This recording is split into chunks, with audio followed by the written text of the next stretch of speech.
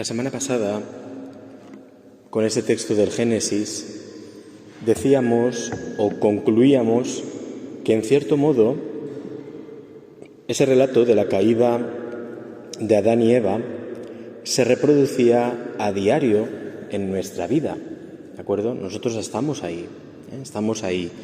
Continuamente somos tentados para apartarnos de Dios, para creer que nosotros podemos todo con nuestras fuerzas, que nosotros somos los dueños de nuestra vida. Nos tienta nuestra propia soberbia interior y además también externamente se nos tienta esto, ¿no? Tú puedes, no hagas caso a nadie, tú tienes el poder. Son libros que, de acuerdo, que confía en ti mismo, ¿vale? Es decir, y luego, ya digo, es una llamada a la autosuficiencia adánica, es decir, de Adán y Eva. Lo llevamos dentro, Adán y Eva. Lo que pasa que, claro, resulta que nosotros, yo creo que no somos conscientes de que cada negación de Dios tiene sus consecuencias. Tiene sus consecuencias. Si yo le pego un puñetazo a una puerta, partiré la puerta y me romperé la mano, ¿de acuerdo? Y me haré daño, ¿de acuerdo? Pues los actos que nosotros hacemos, pues tienen sus consecuencias. También es cierto que vivimos un mundo que parece que no, ¿verdad? Cada uno puede hacer lo que quiera porque no pasa nada. Y aunque pase, decimos, si nadie se entera, no ha pasado, ¿de acuerdo? Pero es así que aunque nadie se entere, los actos tienen sus consecuencias, ¿de acuerdo? Tienen sus consecuencias. Y con Dios también. Si Dios me ha dado la vida y mi vida depende de Dios, si yo rechazo a Dios, estoy rechazando la vida. Esa es la consecuencia. Mi rechazo de Dios supone rechazar la vida. Si Dios me ha regalado además la vida eterna, rechazar a Dios, creerme que yo soy Dios, es rechazarlo. Entonces yo estoy rechazando la vida eterna. Es la consecuencia. Hacer daño a una criatura de Dios es hacer daño al mismo Dios. En un lenguaje, evidentemente, que, ¿de acuerdo?, siempre salvando las distancias. Pero hiriendo a la criatura es un atentado contra el mismo Dios. Y si atento contra Dios, yo mismo estoy perdiendo el don de la vida. O sea, nuestros actos tienen sus consecuencias. Esto es importantísimo, Porque, claro, muchas cosas de nuestra fe no las entendemos precisamente porque vivimos en este mundo donde tú haz lo que quieras, donde ha desaparecido, ¿de acuerdo?, el castigo como algo que es antipedagógico, ¿de acuerdo? Y hay padres totalmente acomplejados de castigar a sus hijos. Si tú no castigas a nadie, son las consecuencias de sus actos, ¿de acuerdo? Lo que hay que enseñar es que los actos tienen sus consecuencias y que no todo vale, ¿de acuerdo? Porque si no, estamos enseñando que otro paga tus consecuencias. Yo puedo hacer lo que quiera porque otro repercutirá en otro, en mí, ¿no? Claro, esto en el momento, a nivel de la fe, se convierte en una conciencia, de que tengo yo que pedir perdón. Pero si yo no hago nada mal, ¿no? ¿Por qué? ¿No? Porque hemos perdido la conciencia de que los actos tienen sus consecuencias. No es que yo te inflija un castigo, sino que tú, por el mismo acto que has hecho, lo estás haciendo. Te estás diciendo a ti mismo, yo no estoy haciendo esto bien, luego merezco esto. Bien, con Dios es así. Con Dios es así. No es que Dios nos castigue. Este es el lenguaje muchas veces del Antiguo Testamento que ha dado a veces pie a pensar que el Dios del Antiguo Testamento es un Dios malvado, castigador. Todo eso no es así. La palabra de Dios va a utilizar esa expresión, igual que la ira de Dios, el castigo de Dios, ¿Pero por qué? Porque eres tú y yo los que con nuestras acciones de autosuficiencia estamos negando a Dios. Y por tanto, si yo me aparto de la fuente, yo me seco, moriré de sed.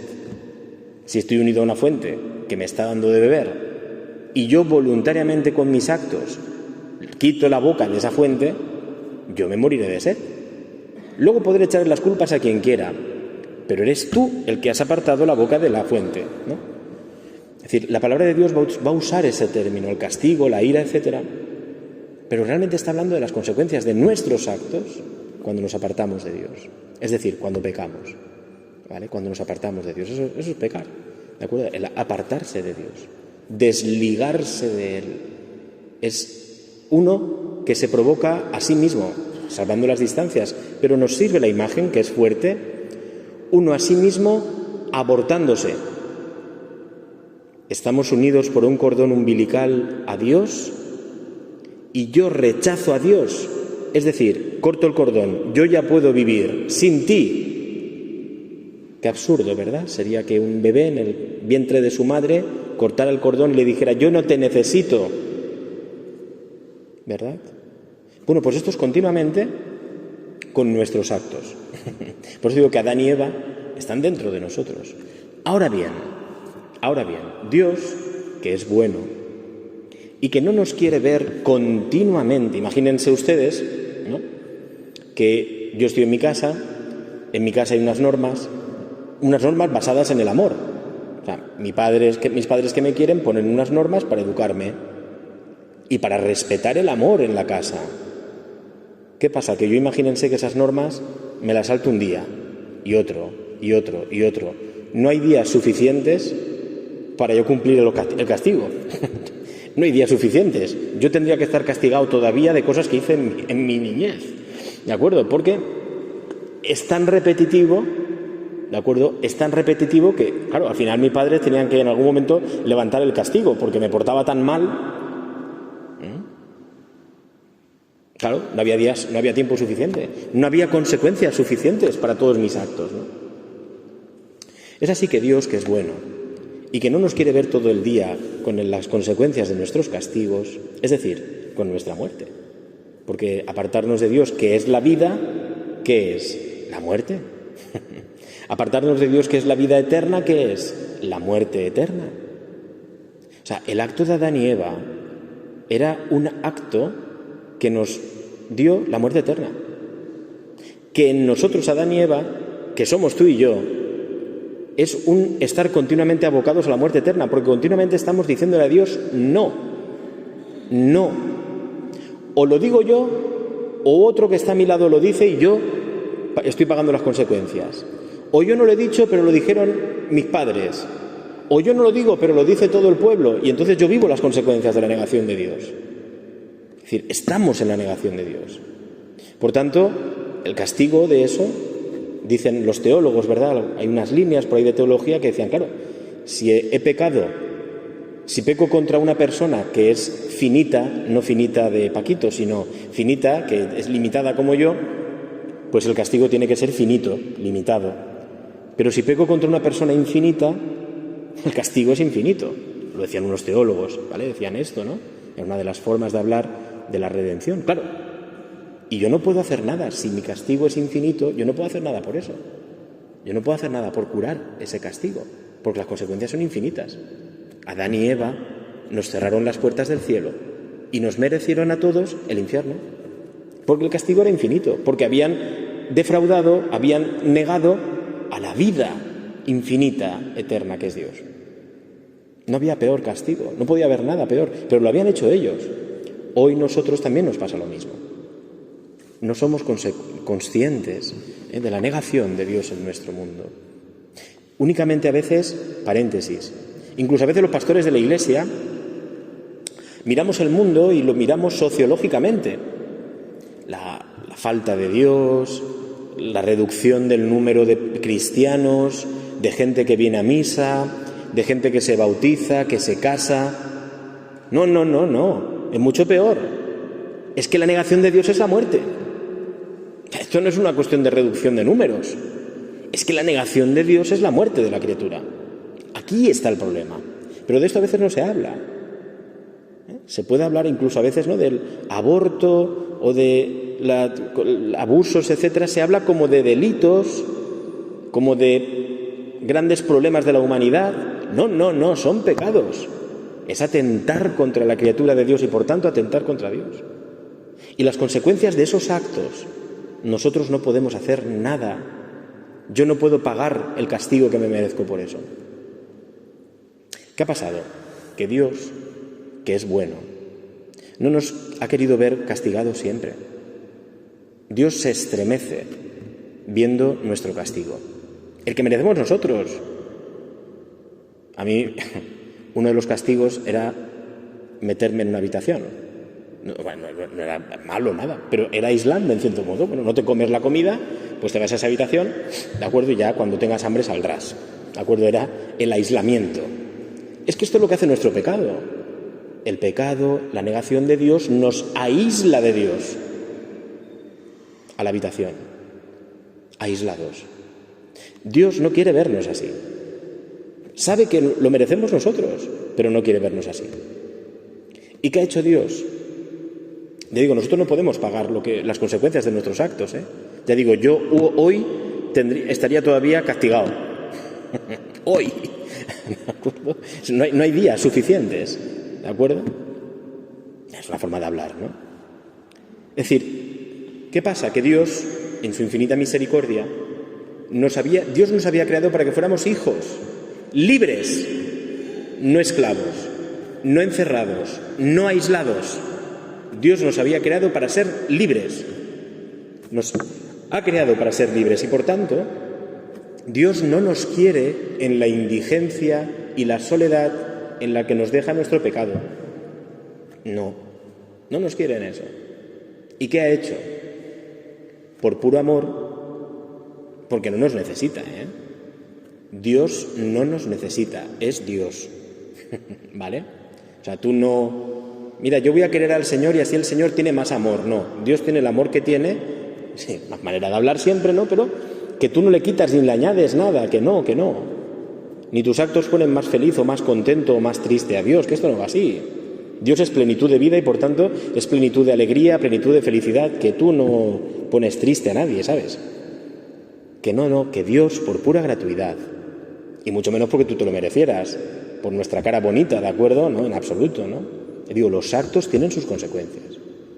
Cuando yo escuchaba que la puerta de aquella habitación donde estaba aislado se abría, yo decía, vienen a quitarme el castigo.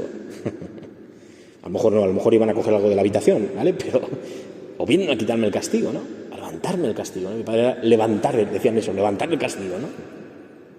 Bueno, pues Dios ha venido a levantar nuestro castigo. Dios ha venido a levantar nuestro castigo. Nosotros que somos esos niños caprichosos, inocentes pero caprichosos, y que somos Adán y Eva, esos niños caprichosos, inocentes y olvidadizos del amor que somos nosotros, como Adán y Eva, esos niños caprichosos y vulnerables, como Adán y Eva porque eran libres, y la serpiente aprovecha esa libertad para engañarlos, ingenuos, ¿de acuerdo? Pues Dios ha venido, y ha venido como tenía que salvarnos. Eso es la salvación. O sea, la salvación era que gratuitamente Dios nuestro Padre no podía soportar vernos en el castigo. Pero ya digo, no por Él. Es que los niños, eso lo sabéis, son chantajistas, son muy chantajistas. El niño desde la habitación se pone a llorar y a pegar patadas y quiere conmover así a su padre y a su madre. Es un chantajista, ¿de acuerdo? Es normal, es el lenguaje del niño, hace mucho chantaje emocional. Nosotros, por muchas pataletas que pegáramos a Dios, que no hace falta, que Dios no, que nosotros no, esto no es cuestión de Dios, es que no es Dios el que nos ha castigado, es que somos nosotros. Es que cada negación de Dios, vuelvo a decir, nos aísla, nos introduce en la muerte.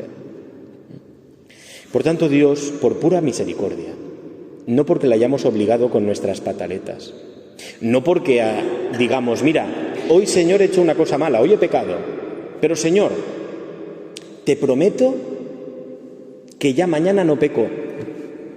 ¿Alguien puede prometerlo? ¿Alguien puede poner la mano en el fuego? ¿De acuerdo? Yo no.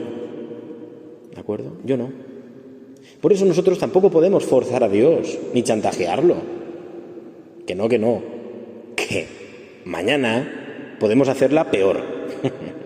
¿De acuerdo? Y que el rencor que yo tengo en mi alma, que creo que se me está pasando, mañana de momento se enciende otra vez. O cambia a otra persona, o quién sabe, ¿no? O yo no quiero, pero me veo en una conversación y me pongo a criticar al hermano, al otro, al de más allá, ¿no?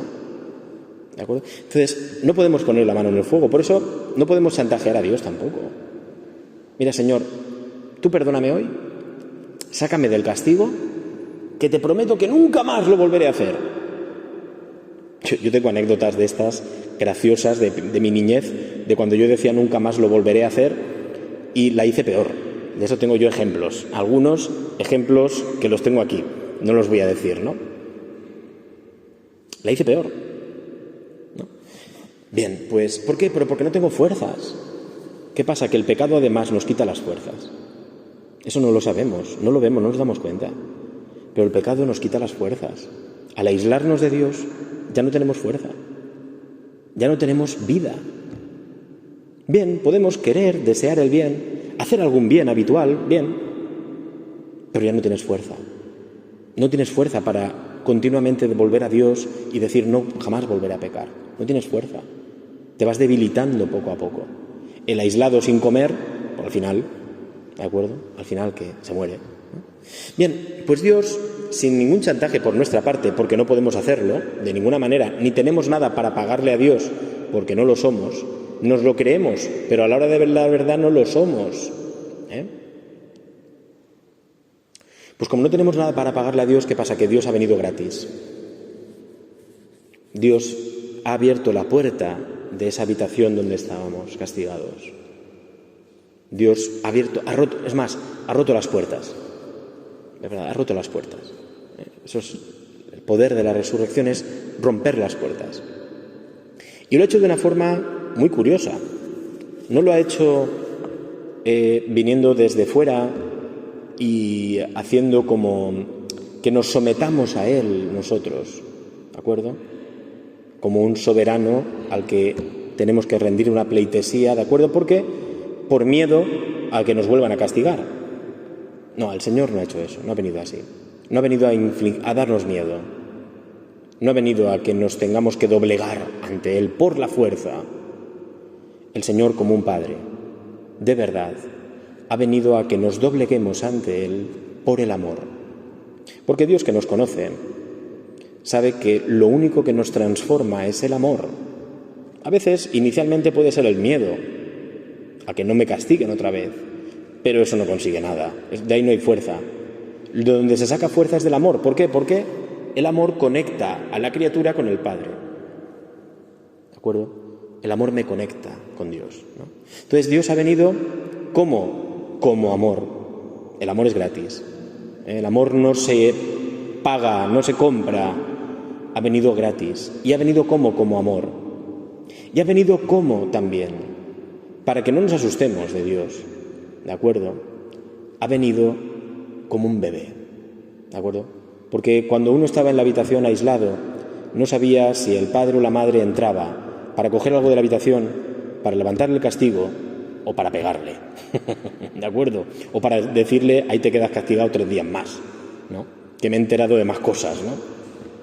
No, Dios no ha venido así. Y para no asustarnos, ha venido como un bebé. Se hizo hombre como nosotros. Se hizo hombre como nosotros. Hasta el punto de que quiso vivir, eso no le pertenecía a Él era Dios, Él no había hecho nada, pero quiso cargar sobre sí esta humanidad que somos nosotros con las consecuencias del pecado. Pero Señor, si tú no has hecho nada, ¿por qué tienes tú que pagar las consecuencias? Decimos en una expresión popular, han pagado justos por pecadores, ¿verdad? Eso es muy común, ¿de acuerdo? Yo recuerdo que esto, en el seminario, cuando éramos 100 y pico, esto pasaba mucho. Yo recuerdo cuando nos llamaban a todos, reunión general de todos los seminaristas en el salón de actos. Decíamos, madre mía, a ver qué ha pasado ahora, porque como no salga, y entonces haría, como no salga el que ha hecho esto, aquí no nos movemos y no nos vamos a casa, todo, venga, otra vez. Recuerdo que era eso muy a menudo, ¿de acuerdo? Recuerdo de eso a don Isidro, ¿no?, que lo conocéis.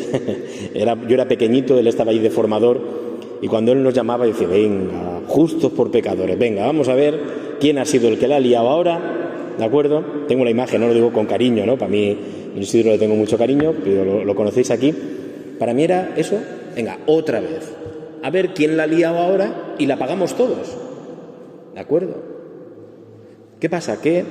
Y nosotros decíamos, quien la haya hecho, que la pague, ¿no? Justos no podíamos decir que fuéramos nadie, ¿de acuerdo?, ante Dios. No podemos decir que seamos nadie ante Dios, ¿de acuerdo? ¿No? Solo hay un justo, que es Cristo, que es el mismo Dios. Y Él sí que ha pagado por todos los pecadores. Él ha pagado por todos los pecadores, para que todos los pecadores no nos fuéramos al lugar del aislamiento de Dios, que se llama infierno, que es el desamor absoluto, ¿de acuerdo?, que es el olvido absoluto, y eso es tremendo, ¿eh? Ha venido a por nosotros, ya digo, por puro amor, que no ha venido porque lo merezcamos, que no, por puro amor, porque nos ha creado para ser hijos y quiere que seamos libres. Y entonces la libertad es un don de Dios, un don de Dios. Bueno, entonces, y además el Señor no ha venido solo a hacer una reducción de condena. No es te tocaba esto y ahora ya te toca menos. No. El Señor ha venido a cancelar toda la deuda. Toda la deuda. El Señor no ha venido a maquillar la muerte. El Señor ha venido a destruir la muerte. ¿Y por qué ha venido a destruirla? ¿De acuerdo? Ha tenido que vivirla. La ha vivido. O sea, Él ha vivido la consecuencia de nuestro pecado, que era la muerte, hemos dicho al principio. La muerte y la muerte eterna. Bueno, pues Jesús ha venido a eso. Ha venido a cargar con lo que no le tocaba. El justo por los pecadores. Él es el único justo, ¿no? Entonces, claro, lo que yo quiero decir con esto, y seguiremos, quiero insistir en esto, en que esto no es merecido, en que esto es gratis. Gratis. Por eso terminamos hoy así. Esto es gratis. O sea, gracias, Señor, porque tú me has salvado. Podríamos decir, yo sigo cometiendo pecados. Decíamos la semana pasada, sí, pero ya no tienen el veneno. Con Adán y Eva es el pecado y el veneno de muerte. Ahora el pecado ya no tiene veneno. Ya no tiene veneno. Ahora el pecado simplemente nos aparta de Dios, pero incluso Dios mismo, como se ha metido dentro de nuestra vida por la encarnación y tal, es decir, Dios nos busca en nuestro pecado también, ¿no? Es decir, que dice que no, que te he hecho libre, hombre. En el bautismo nosotros vivimos que Cristo quita el aguijón al pecado y a la muerte. Por eso el bautismo se nos dice es resucitar ya, porque ya no tiene poder. Ya simplemente tenemos que decir, Señor, perdóname, Señor, apiádate de mí, Señor, no, ven, sálvame, cúrame. Y el Señor enseguida nos dice, yo te absuelvo de tus pecados, el padre del hijo pródigo te abrazo, monto una fiesta, la mujer que se alegra porque ha encontrado la moneda. Es decir, ya no es difícil, ya no es imposible volver a Dios. Cristo nos ha roto la puerta, o sea, ya no hay puerta, ya no te pueden decir, ahí te vas castigado. Te vas castigado porque es lo que corresponde a tu pecado, pero en ese lugar hay luz, hay vida. Además están los santos de la Iglesia, estás en compañía que te dicen, venga, vuelve a Dios, hombre, vuelve a Dios, ¿no? Es decir, no es el lugar del silencio, de la oscuridad y del aislamiento, sino hay vida ahí, ¿no? Es más, ves a tu Padre, cuando has pecado, como no hay puertas, ves a tu Padre que te mira y te está esperando. Ves a tu Padre que te mira y te está esperando y que te ama, ¿no? Es decir, a partir de Jesucristo, el Padre, Dios, ya no mira nuestros pecados, mira a su Hijo, mira al justo, Nosotros podemos pensar que, venga, si hoy no hago ningún pecado, de aquí a esta noche, si no hago ningún pecado, Dios me quiere más. No, Dios te quiere igual. De aquí a esta noche hago 10.000 millones de pecados. Entonces Dios me quiere menos. Dios te quiere igual. Porque está mirando a su Hijo.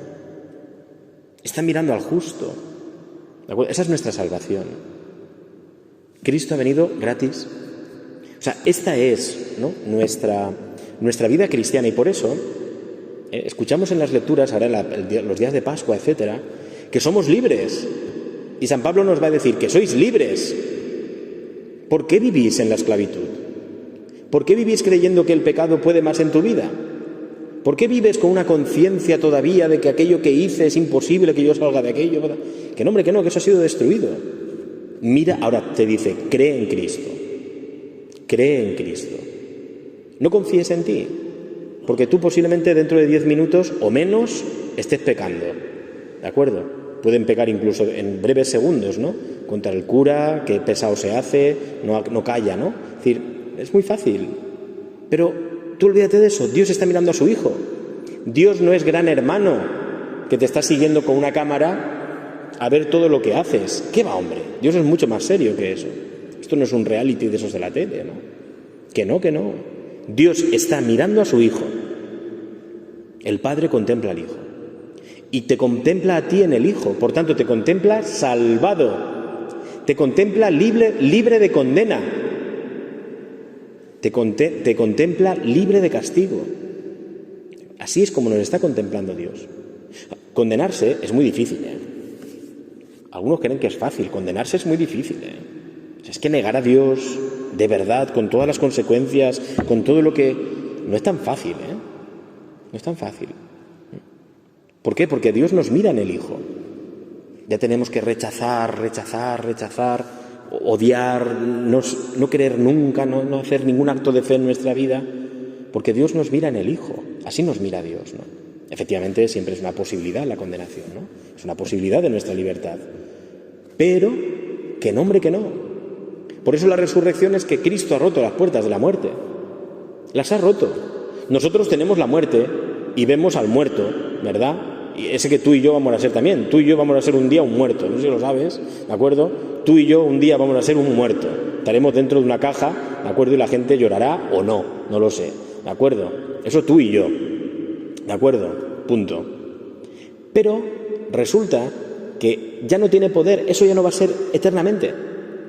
Ese era el problema de Adán y Eva, la negación de Dios. Era, tú ibas a ser un muerto para siempre. No.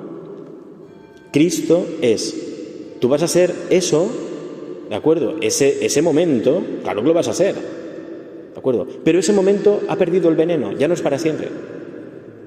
Eso va a ser temporal, porque un día ese muerto volverá a abrir los ojos y volverá a vivir para siempre, ¿de acuerdo? Es decir, claro, ya no tiene poder. Entonces, si el mayor miedo que podemos tener es el miedo a la muerte, ha sido destruida. Jesús no ha quitado un poquito de aquí, de allá. No. Él ha venido en serio, ¿no?, a destruir todo. Miedo, ya no tenemos que tener miedo a la muerte, ¿no? Ha sido destruida, ¿de acuerdo? Tendremos miedo normalmente al morir, ¿verdad? Nos da miedo el sufrimiento, etcétera. Pero que no, hombre, que no. Nuestra libertad es esa. ¿Y qué pasa? Y termino. Vuelvo a decir, esto es gratis. Y esa fuente de la cual nos habíamos apartado y nos apartábamos con Adán y Eva, Cristo la ha vuelto a reconectar, ¿de acuerdo?, con infinita potencia. Hay agua para todos. Por eso el Señor dice, venid a mí y bebed. El que tenga sed, que venga a mí y que beba. El que tenga sed de vida, porque en el fondo queremos vivir. El que tenga sed, que venga a mí y que beba. Pero no una vida, ¿de acuerdo?, de esclavitud y de muerto. No. Una vida de libertad y de resurrección, de vida verdadera, ¿no? Esto es gratis.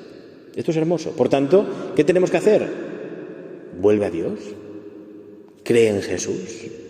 Vuelve a la fuente. Una y mil veces. Que el pecado ya no tiene poder sobre ti. Que no. Te avergüenzas tú, pero porque todavía no te has enterado de que Cristo ha resucitado y que te ha amado. Te avergonzarías antes de Cristo. Efectivamente, antes de Cristo podíamos avergonzarnos. Madre mía, lo que he hecho. No puedo pagar en mi vida todo por lo que he hecho. No tengo vida ni fuerzas para pagar por la consecuencia de mis pecados. Pero es que eso ha desaparecido. Es que Cristo ya lo ha hecho. Por tanto, tú estás libre ya. Tú estás libre del castigo. ¿Por qué te condenas tú a ti mismo, no? ¿Por qué nos condenamos, no? Seguimos pensando ahí y venga, ¿no? Si lo fantástico es que Cristo es nuestra liberación. Ya está, ¿no? Ya está. Alguien puede pensar, y termino de verdad con esto, ¿no? Alguien puede pensar que esto es, bueno, entonces en la vida cristiana no hay que hacer nada y tal. Haz lo que quieras, pero que tú que por mucho que hagas no te ganes el cielo, que el cielo es un regalo. Que tú que por mucho que hagas, haz lo que quieras. Dice San Pablo, ya puedo yo dejarme quemar vivo, hablar miles de lenguas, dar todos mis bienes a los pobres. ¿Qué dice San Pablo? Si no tengo caridad, de nada me sirve. Y la caridad es Cristo. O sea, tú haz lo que quieras. Pues yo voy de rodillas de aquí a Santa Pola y vuelvo todas las semanas. Y, pues haz lo que quieras, ¿no? Me parece muy bien si te apetece, ¿no? Pero eso en ningún caso atrae el favor de Dios sobre ti. Es que ya lo ha hecho Dios. Tú no tienes que demostrarle nada a Dios. Ni ganarte el cielo de ninguna manera. Ni ganarte la salvación, que eso es gratis, hombre. ¿De acuerdo? Otra cosa es que yo también, ¿no? Para darme cuenta de lo que yo soy, de ser criatura, de mi fragilidad, yo quiero hacer eso para darme cuenta. Yo, ¿de acuerdo? Para darme cuenta yo y para yo también, pues, ¿verdad? Colaborar, unirme a la cruz de Cristo. Vale, bien, sí. Pero que todo eso, lo que no puedes esperar es que porque yo hago eso, Dios me quiere más. No. Dios te quiere igual. Porque quiere a Cristo, el Hijo, ¿no? Bien, terminamos hoy aquí. Seguiremos, ¿de acuerdo?, con una breve reflexión también la próxima semana, si Dios nos da fuerzas y estoy vivo.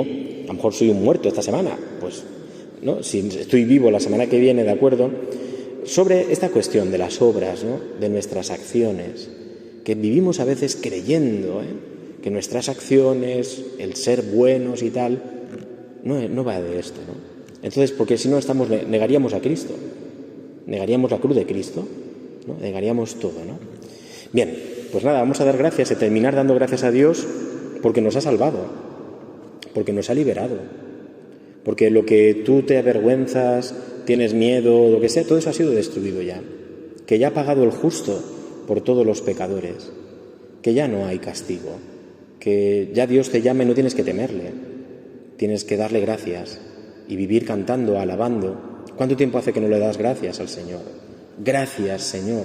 Incluso gracias por aquello que me salió mal, por aquello que hice. Gracias, Señor, porque mira, aun habiéndolo hecho mal, habiendo liado, habiendo cometido este pecado, el que fuera, tú me has amado. Gracias, Señor. Me has amado gratis, Señor. Gracias. Gracias, ¿no? Decía, y termino, y ahora sí que termino con esto, hay un ejemplo, ¿no? Hay un ejemplo. Imagínense ustedes que somos todos, ahora sí que termino de verdad. Imagínense ustedes que somos todos aquí de un equipo, ¿de acuerdo? Del Barcelona, por ejemplo, ¿no? O del Madrid, me importa poco, lo que quieran, ¿no? Cuando gana el equipo, el fan de verdad, el hincha de verdad, no dice ha ganado el equipo, dice hemos ganado. Claro, y habría que decirle ¿pero tú qué has hecho? Si tú estabas en la grada comiéndote un bocadillo, el que estaba dejándose la piel, lesionándose, sudando, era el jugador. ¿Tú qué vas a decir? Pero decimos hemos ganado, porque tan importante era el jugador que ha decidido estar ahí, como tú que estabas animando, como tú que se caía el jugador y tú te caías con él, ¿no? Cuando en un estadio hay una falta, todos hacen ¡oh! ¿Vale? O es gol, todos ¡gol! ¿Vale? Es decir, es todo el estadio el que vibra, ¿no? Pues con nuestra vida es igual. Cristo ha sido el delantero, ¿vale?, que ha metido el gol al demonio, al pecado, a la muerte. Y todos hemos ganado. Todos hemos ganado. No puedes decir, bueno, lo ha hecho Cristo, yo no. No. Todos. Porque éramos del equipo. Somos del mismo equipo, ¿no? Somos del mismo equipo. Bien, pues, salvando las distancias y sabiendo que es un simple ejemplo, ¿no? Él ha metido el gol, el demonio, a la muerte, ¿no?, al pecado. y hemos ganado todos. Y no es que alguien nos puede decir, pero tú no has hecho nada. Claro, no he hecho nada. Simplemente creer en ese jugador. Creer que él podía hacerlo. Pues cree en que Cristo lo ha hecho. Cree y entonces verás cómo tu vida empieza a transformarse y empieza a entrar la vida. Empieza a entrar la vida de verdad. ¿De acuerdo? Bueno, pues rezamos a Dios nuestro Padre agradeciéndole y alabándole por tantos regalos y sobre todo por el regalo de la muerte y resurrección de Cristo, que nos ha traído la salvación gratis y que ha ganado el partido, de acuerdo, aún sin nosotros incluso estar presentes físicamente, pero sí que estábamos en el cuerpo de Cristo, en la cruz, cuando Cristo venció en la resurrección. Por eso le damos gracias a Dios nuestro Padre. Lo hacemos con la oración de los hijos, de los libres, de los hijos de Dios. Padre nuestro, que estás en el cielo, santificado sea tu nombre. Venga a nosotros tu reino. Hágase tu voluntad en la tierra como en el cielo. Danos hoy nuestro pan de cada día. Perdona nuestras ofensas, como también nosotros perdonamos a los que nos ofenden. No nos dejes caer en la tentación y líbranos del mal. Amén. Buenas noches.